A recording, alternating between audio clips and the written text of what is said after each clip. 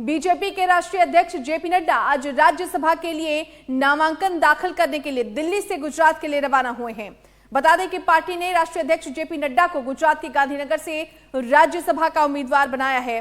वहीं रेल मंत्री अश्विनी वैष्णव को पार्टी ने ओडिशा से राज्यसभा का उम्मीदवार घोषित किया है। तो बीजेपी अध्यक्ष जेपी नड्डा आज नामांकन करने के लिए रवाना हो चुके हैं गुजरात के लिए। आपको बता दें दिल्ली से गुजरात के लिए उनकी रवानगी हुई। गुजरात के गांधीनगर से वो नामांकन दाखिल करेंगे और आज वो गुजरात के लिए रवाना हुए हैं।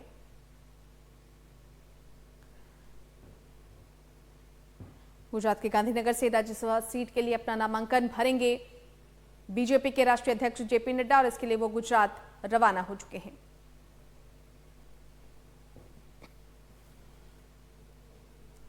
आपको बता दें कि बीजेपी के राष्ट्रीय अध्यक्ष जेपी नड्डा, जिन्हें बीजेपी ने गुजरात के गांधीनगर से राज्यसभा का उम्मीदवार घोषित किया है, आज गुजरात के गांधीनगर से वो अपना नामांकन दाखिल करेंगे और इसके लिए उनकी रवानगी गुजरात हो चुकी है।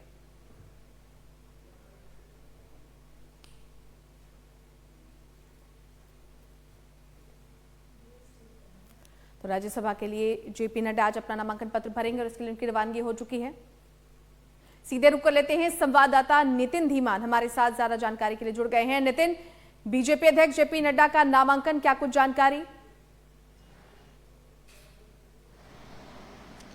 बिल्कुल, आज गांधीनगर में वो नामांकन करेंगे क्योंकि राज्यसभा की सीटें 56 सीटें पूरे देश में खाली हुई हैं और हर साल हर 2 साल के बाद 1/3 सीटें खाली होती हैं जिन पर चुनाव होते हैं। तो क्योंकि ये जेपी नड्डा हिमाचल से पहले राज्यसभा के सांसद थे, लेकिन इस बार कांग्रेस की ज्यादा सीटें आई हैं और बीजेपी की कम है, तो आंकड़ा बीजेपी के पास उतना नहीं था। इसलिए लिहाजा ये माना जा रहा था कि कहीं और से जेपी नड्डा को राज्यसभा उम्मीदवार भेजा जा सकता है। तो वहां पर पहले हरियाणा की बात चल रही थी कि हरियाणा में भेजा जा सकता है, फिर और भी कई जगह सामने आई, लेकिन अब गुजरात में कल नाम सामने आया कि गुजरात से वो भरेंगे और आज आखिरी दिन है नामांकन का। कल ही तमाम नामांकन के नेताओं ने भर दिए हैं, जिसमें सोनिया गांधी भी शामिल थी जिन्होंने जयपुर में राजस्थान से भरा। आज सुभाष बराला भी भरेंगे जो कि हरियाणा से उनको दिया गया, चंडीगढ़ में वो भरेंगे, खुद मुख्यमंत्री मौजूद रहेंगे। हिमाचल से अभिषेक मनु सिंघवी को बनाया गया है जो कि वरिष्ठ कांग्रेसी नेता हैं और वरिष्ठ वकील हैं। पहले ये अटकलें लगाई जा रही थी कि हिमाचल से प्रियंका गांधी को भेजा जा सकता है, लेकिन बाद में अभिषेक मनु सिंघवी को भेजा क्योंकि जेपी नड्डा खुद हिमाचल के हैं, हिमाचल सरकार में मंत्री रहे हैं और उसके बाद हिमाचल से ही सांसद राज्यसभा रहे हैं। लेकिन इस बार कुछ सीटों की कमी के चलते उनको दूसरी जगह जाना पड़ा। गुजरात क्योंकि बड़ा स्टेट है और वहां से राजनीतिक महत्व भी काफी है, तो हो सकता है कि इसलिए संदेश देने के लिए जेपी नड्डा वहां से भेजे गए हैं। आज नामांकन करेंगे और क्योंकि निर्विरोध ही जीता जाना माना जाता है, तो जिससे कि जो संख्या है राज्यसभा में किसी भी प्रत्याशी का बनना, जीतना, हारना डिपेंड करता है वहां पर एमएलए की संख्या कितनी है और यूटी है तो वहां पर लोकल जो ये हैं उनकी संख्या कितनी है।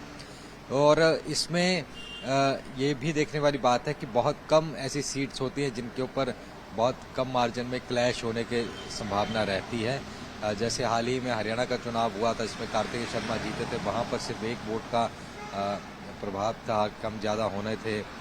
उससे पहले भी हरियाणा में एक चुनाव हुए थे, तो ऐसी बहुत कम मार्जिन की बातें होती हैं। लेकिन ये जो फिलहाल चुनाव हो रहे हैं इनमें लगभग इनका चुना जाना तय है, चाहे सुभाष बराला की बात कर लें या जेपी नड्डा की बात कर लें।